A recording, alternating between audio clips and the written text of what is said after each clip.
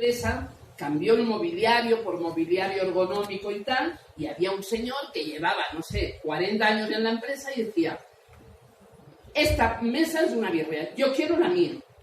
Y hizo un escrito a recursos humanos y todo para que le devolvieran su mesa, que se caía de vieja, pero era su mesa. Y lo otro era lo que el otro le traía, que ni siquiera le habían preguntado si a él le gustaba, ¿no? Es decir, muchas veces no veo siquiera si es que me están mejorando la condición. Es que no me lo han preguntado, me la están imponiendo. Y ni siquiera, aunque sea bueno, la quiero. Mucha gente se pregunta, oye, pero en la empresa les damos arnés, botas, casco.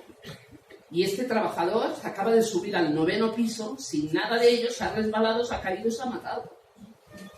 ¿No? ¿Por qué?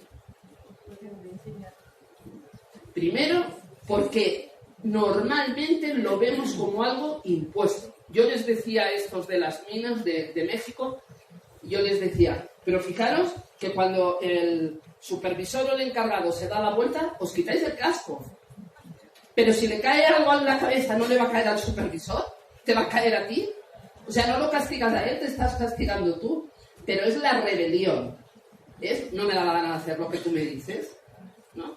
Y es rebelarme contra otras cosas que están detrás de eso, ¿no? Entonces, por tanto, veis que esta primera etapa es primordial, porque si todo esto no funciona, por mucho que entremos con buenos programas, no van a durar.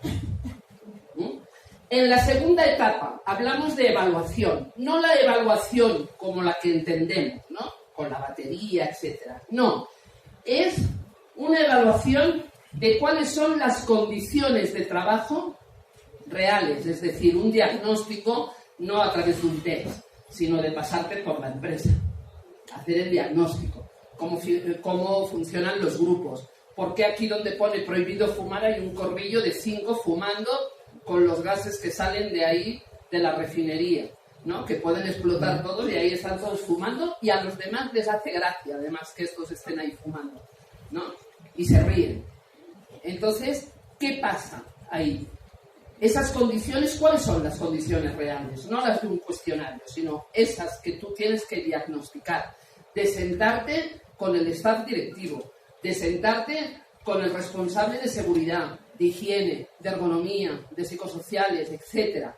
De sentarte y ver, de pedir documentación del último año.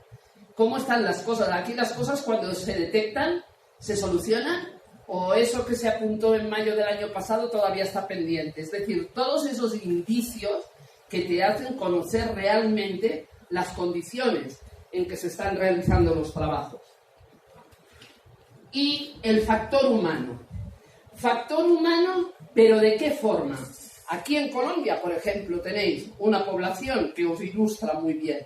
No es lo mismo que yo me vaya con un trabajador agrícola de determinada etnia, etcétera, con unas características culturales, creencias, etcétera, que con una persona de aquí de Bogotá de toda la vida. Es decir, hay características que son absolutamente diferentes y que hacen que determinadas creencias, actitudes y conocimientos que hemos tenido y hemos absorbido desde chiquitos, eso nos haga funcionar de una determinada manera. Entonces yo puedo tener pues creencias de que, no sé, por ejemplo nosotros con la inmigración árabe allá en Cataluña nos hemos encontrado con eso, es decir, los trabajos han tenido que adaptar a eso. ¿Por qué? Pues porque a las 5 de la tarde o a no sé qué horas, son 5 veces creo, que paran a hacer las oraciones. Y paran. Y paran. O sea, tú ya puedes decir, bueno, pues entonces los trabajos se han tenido que acoplar a eso. Es decir, porque si de repente sale tu trabajo con máquina, bueno, ¿qué pasa ahí, no? Es decir, pues que supla otro trabajador o a ver cómo se va a hacer, etcétera. Es decir, tenemos que conocer eso. ¿Por qué? Porque una intervención no va a ser igual recibida por unos que por otros. Depende de lo que yo les pida también. Entonces, yo tengo que conocer eso. La base, ya digo, no es una evaluación. Eso se hace con grupos, etcétera, y entonces con reactivos para conocer. cuáles son los factores que les predisponen a tener o no tener una conducta. Y eso debemos de conocerlo. ¿Qué factores son los que les facilitan la conducta?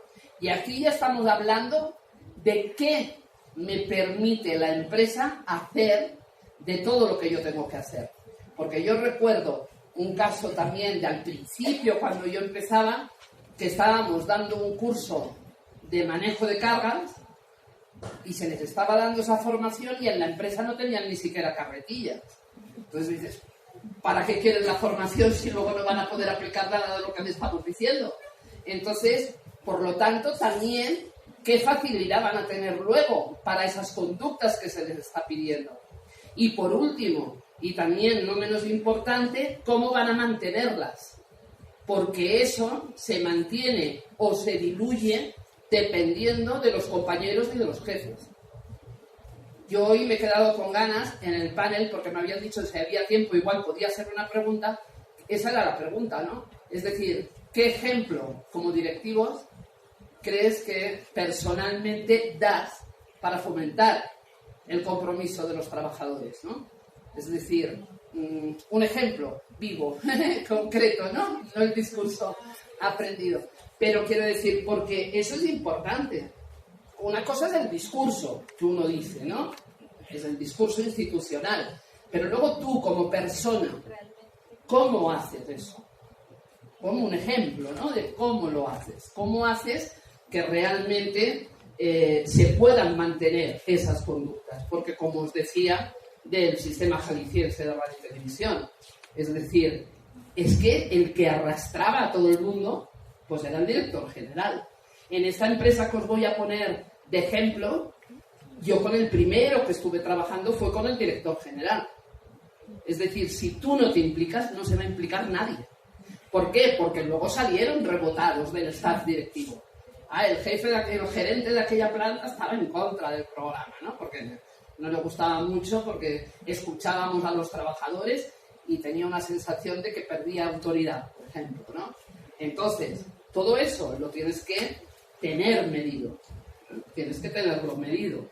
¿Por qué? Porque si yo veo que ese de refinería resulta que es muy líder, pero de estos que no quieren soltar, pues con este tuvimos que hacer un trabajo antes de implementar nada en los trabajadores con él y hacerle entender que lo que queríamos era que toda esa gran capacidad que él tenía de liderazgo, controlando, la cambiara por algo que iba a ser mucho más satisfactorio para él, que era suelta el control y dedícate a dinamizar al grupo.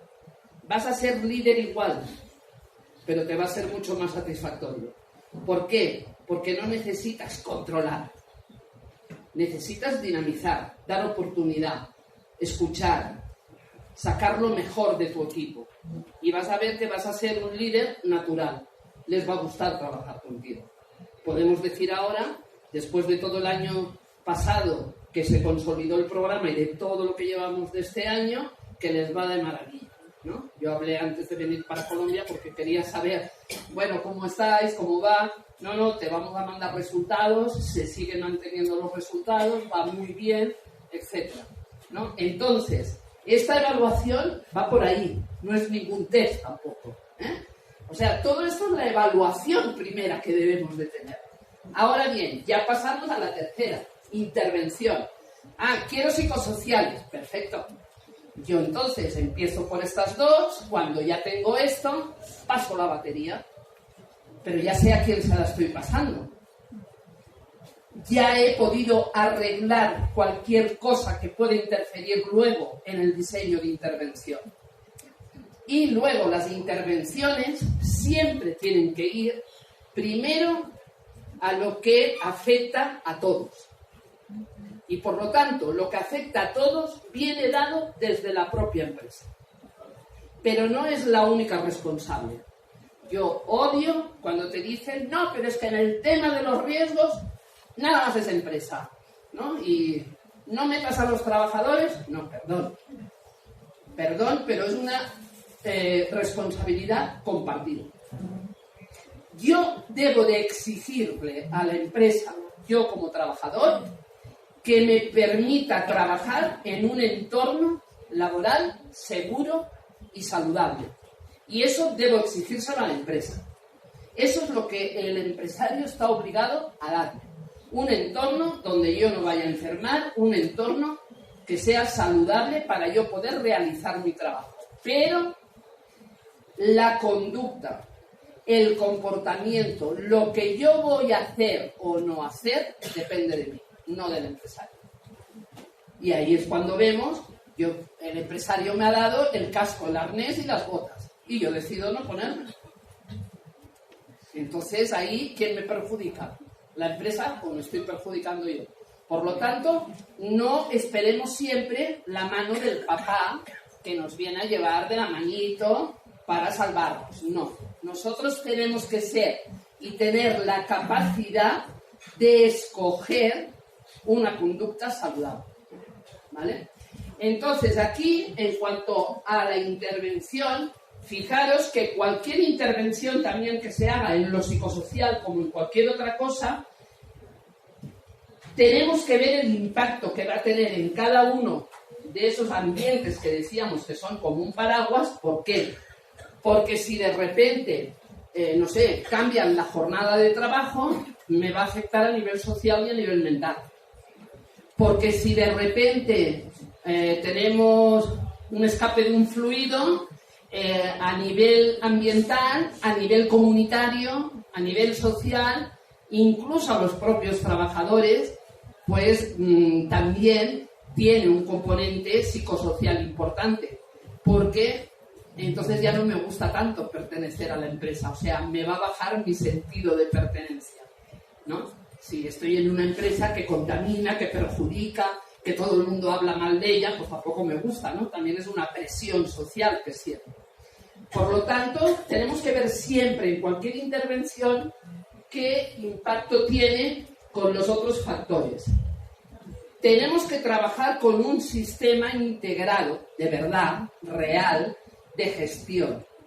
Y eso quiere decir que no puede ser que a las empresas, es cierto, que con las normas y normativas, etcétera, a nivel internacional, es verdad que cada vez se les ha ido exigiendo más.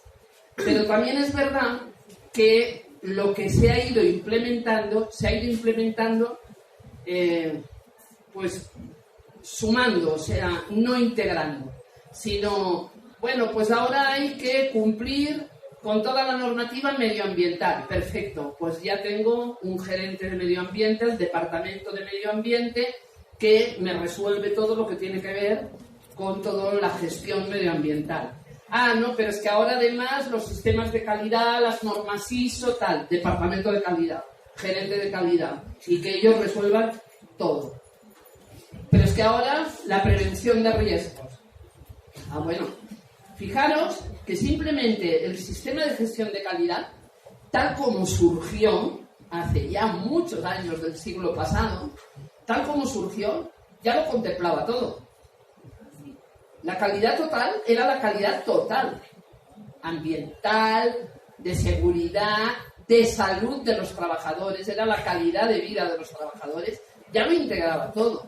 Lo que pasa es que luego, como con todo se negocia, se empezaron a abrir negocios en torno a la calidad, ¿no? Y entonces a decir, bueno, yo te voy a certificar con normas, etcétera, y entonces empezó a hacer parcelitas que no ayudaron a la integración.